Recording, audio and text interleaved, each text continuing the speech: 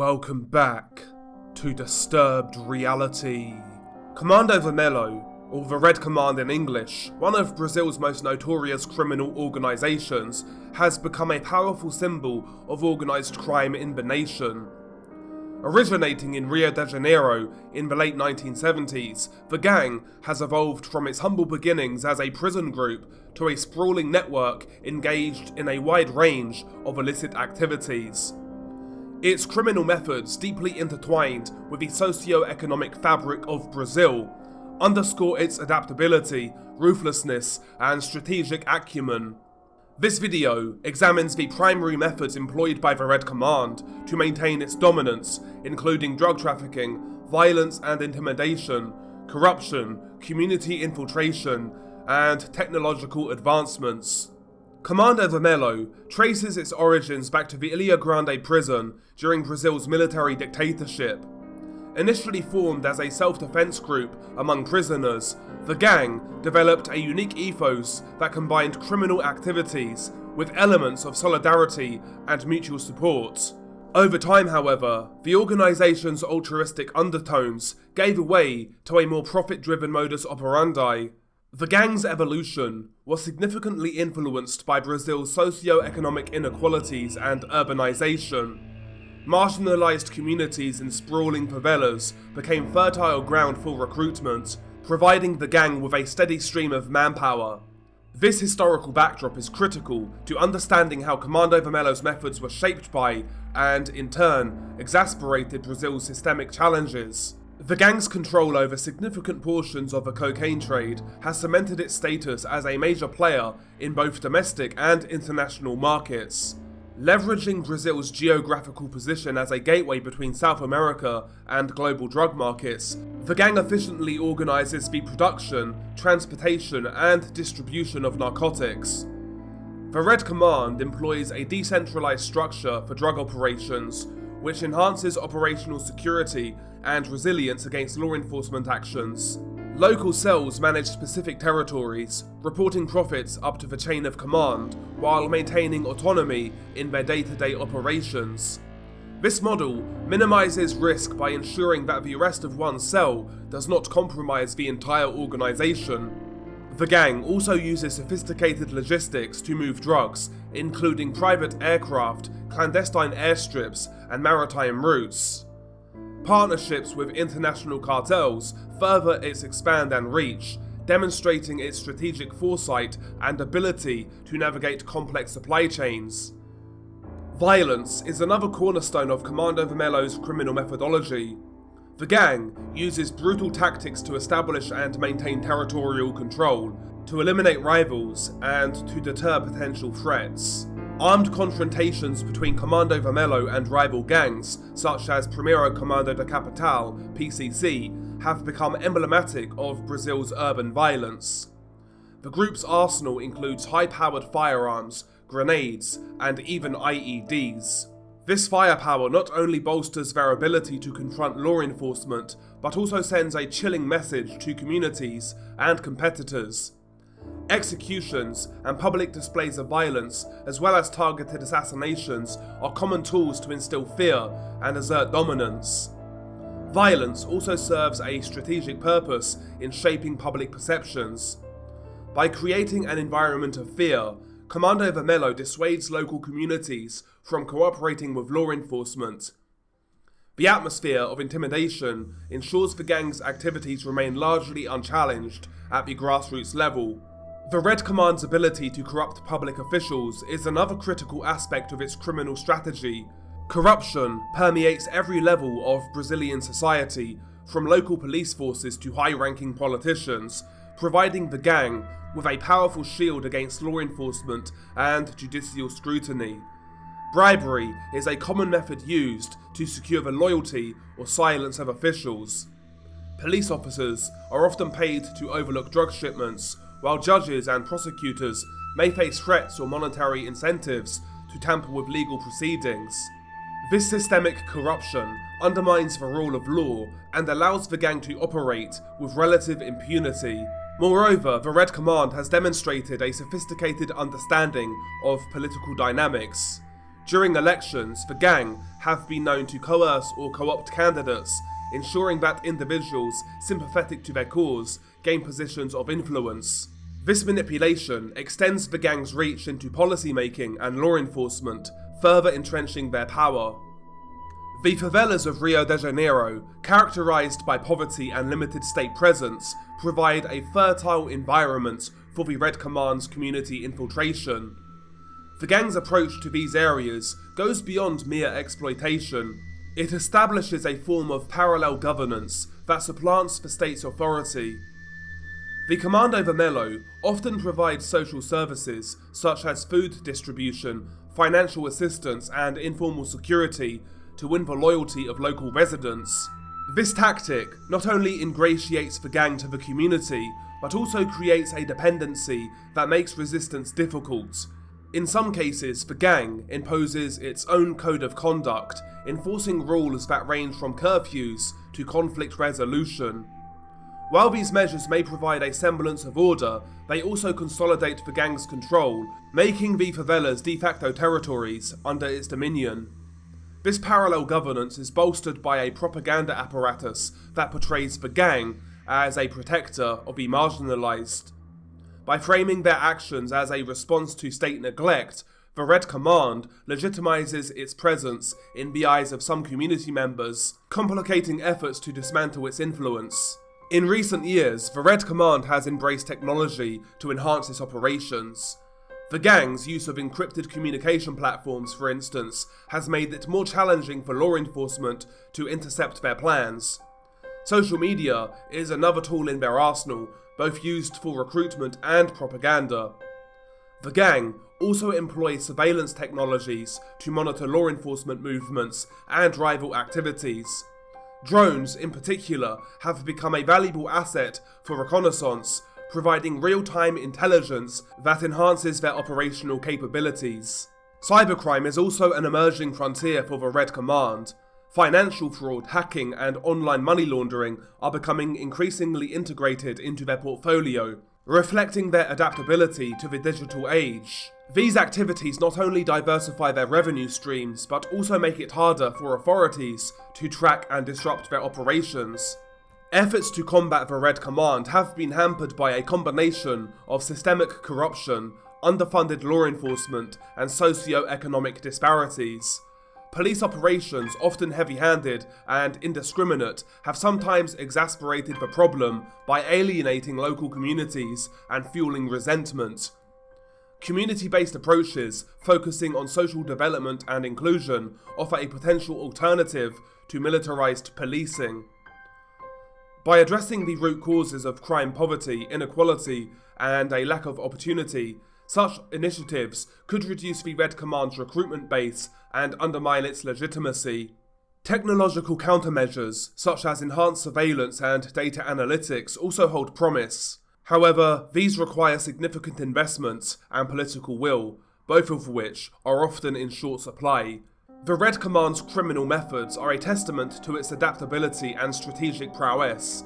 From drug trafficking and violence to corruption and community infiltration, the gang employs a multifaceted approach that has entrenched its power in Brazilian society.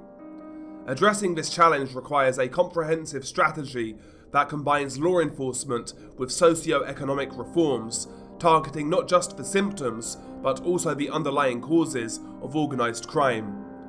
Only by dismantling the structural inequalities that sustain groups like Comando Vermelho can Brazil hope to reclaim its communities and restore the rule of law. More so, arguably more than any other gang in Brazil, the Red Command are notorious for their use of social media, which they use for a variety of different reasons, from recruitment to propaganda. The streets will never forget the footballer Adriano, neither does Comando Vermelho. Photo ops like this for the gang are vital in appealing to the youth, aiding their recruitment strategies. They also pay for content such as music to be made to praise their actions, leaders, and quote-unquote code of honour. Though, the most disturbing aspect of their social media use would be the violent and threatening content that they produce. Much like Mexican drug cartels, the Red Command over the years have released a whole host of graphic execution videos, as they still do to this very day. These videos contain extreme violence, from beheadings to mutilations to dismemberments. They are not for the faint of heart, and unlike videos produced by Mexican cartels, they are much less organised and choreographed, adding to the horror. Today, we will explore a couple of videos, one of which allegedly perpetrated by Comando Vermelho, whereas the other allegedly being perpetrated by a rival gang, with somewhat of a twist. But nevertheless, what happens in the actual videos? The first video essentially highlights the pure unadulterated hatred that rivals of Comando Vermelho have for them, as allegedly the victim in this video was not even part of CV. However, he allegedly used a phrase at a party that is widely associated with the Red Command, which was the reason for his murder.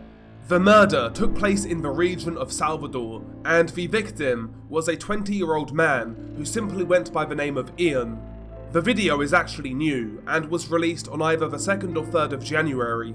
The 20-year-old victim Ian was at a party where he was allegedly caught on video using the phrase "se sabe", a phrase that is associated with Comando Vermelho. In English, "se sabe" is basically a casual way of saying "do you know?" I'm not sure what the context is behind this phrase being associated with CV. Regardless, the video caught the attention of a local gang named Bonde de Meluso, also known as BDM. Ian was then kidnapped by BDM and was given what is known as a crime court. There are 3 separate videos, 2 videos of a victim explaining himself and one of his execution. The first interrogation clip is just over 30 seconds in length, and essentially, it is the victim pleading his case and pleading his innocence. His eyes are watery, as if he's been crying, and his hands are tied up with cables. He's seemingly being held captive outside of a house. The second clip is taken after the victim is found quote-unquote guilty by BDM. The victim is still sitting on the ground, and he looks utterly dejected, with tears and fear in his eyes. The men surrounding the victim chant and holler, as another points a makeshift machete inches away from his skin. After finding him guilty, the gang members actually let the victim have one last cigarette in a form of faux compassion. One of the gang members mockingly strokes the victim on the head as the cigarette is lit up. The victim takes his last puffs on the cigarette before the video then ends. The execution segment is 51 seconds in length, and the victim has been transported to a jungle location. The clip has been recorded during daytime. His hands are now tied together and his mouth has been gagged with red cloth, red being the colour of CV.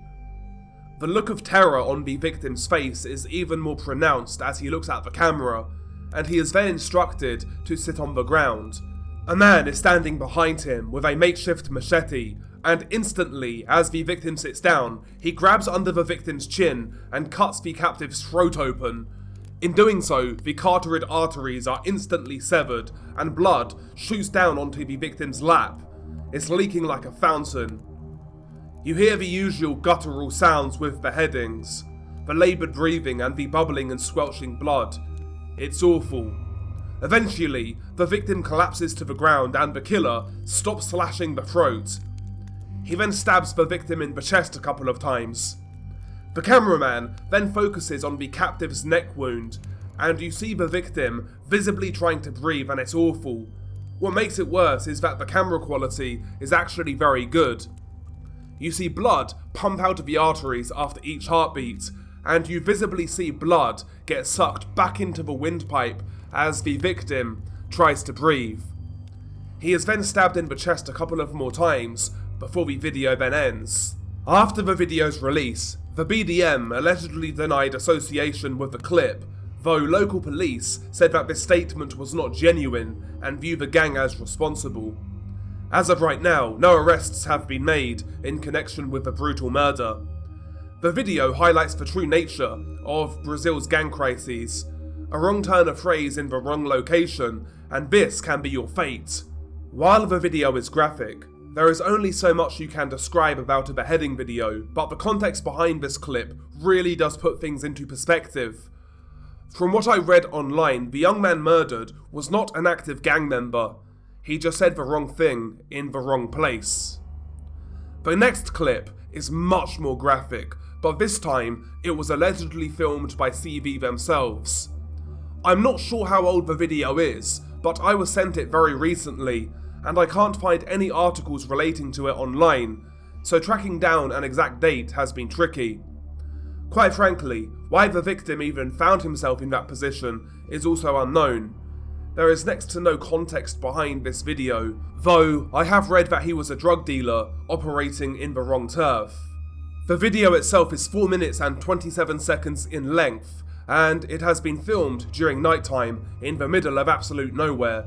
It seems like a wooded location, though it's hard to tell due to the darkness of the video. As you play the clip, you see a young man standing, facing the camera, with his hands tied up. He is then ordered to sit down on the ground, and the person filming then moves closer to get him fully in shot. It sounds as if there are several gang members standing behind the camera, including a female voice. The victim looks at the camera as he is prompted to answer a couple of questions. It sounds as if he mentions PCC, though it's hard to hear. This could be a reference to one of CV's rivals, Primero Comando de Capital.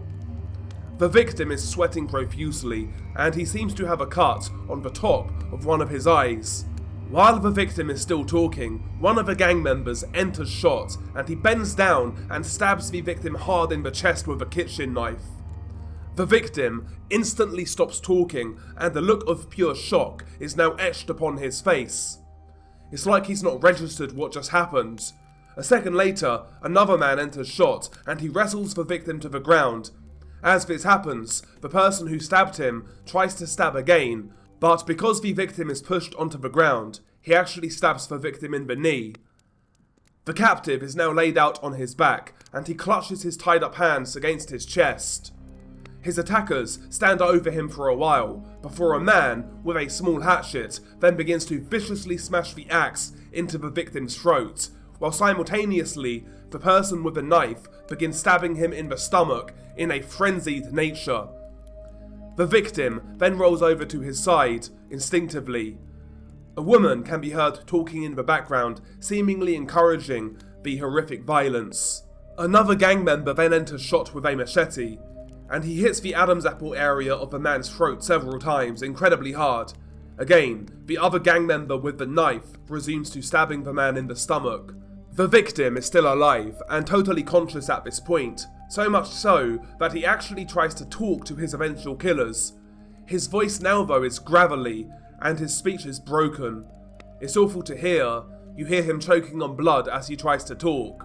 As he tries to talk, the man with the hatchet then smashes the victim in the throat with the axe several more times, prompting the victim to once again turn over onto his side. And at this point, the hatchet-wielding man begins to hit the victim all over the body. And then, he finally smashes the captive in the head with the hatchet several times. And the sounds that it makes are truly awful. The sounds are like hollow cracking sounds. They're hard to explain, but they're sickening. After about 5 strikes to the head with the hatchet, the victim actually tries to sit up. Somehow, he is still conscious. But he is then struck again in the neck with the hatchet, and this makes him lay back down onto his side. He is struck in the neck 2 to 3 more times, and then again in the head a couple of more times. Blood sprays on the ground as this happens. The captive then appears to lose consciousness, at least for now. The female, who is possibly filming, begins to laugh as she talks with the hitmen. The person with the machete then moves in again, and he begins to use his blade to saw back and forth against the side of a man's neck. Initially, the victim doesn't react. It appears he's dead, or at least unconscious, but all of a sudden, he begins to move again. He tries to turn away from the person who is sawing his neck, but he's got no strength left. This draws a laugh from the woman behind the camera. Looking at how much blood there is on the ground, I've got no idea how the victim is still alive at this point. The victim finds one last bit of strength, and he manages to turn away from his attacker, giving him a second of respite. However, someone from off camera then throws a huge rock that lands directly onto the victim's face and bounces off. This knocks out the victim and he begins snoring while seizing up. The person with the hatchet then begins to hack away viciously at the victim's neck for several seconds. Several gang members then hurl more rocks at the victim's head. For the last minutes of the video, the person with the machete then completes the bloody job and finally beheads the victim. Several of the killers then hold up gang signs while one holds the bloody hatchet in front of the camera. The bloody head is then held up to the camera before then being chucked on the ground. The video ends here. These days it takes a lot to shock me, but this video was especially bad. The captive's prolonged suffering is dreadful. I've no idea how he stayed conscious for so long. Also, the glee that the killers had while brutalizing their victim was horrific to listen to. Laughter, jokes, it's honestly sickening. But anyway, that is the video. I hope you enjoyed it, if you can enjoy this sort of content. As I record this, I am still a little croaky. I've been ill for the last week or so, so apologies if I sound a little hoarse, a little different. It is what it is. If you're new here, if you could hit subscribe, hit like, and also links to my Twitter if you want to get in touch will be in the pinned comment, as will a link to my Twitch channel as well, where we live stream a couple of times a week, every Friday after the video goes live. But anyway guys, as always, stay safe, and I'll catch you on the next one.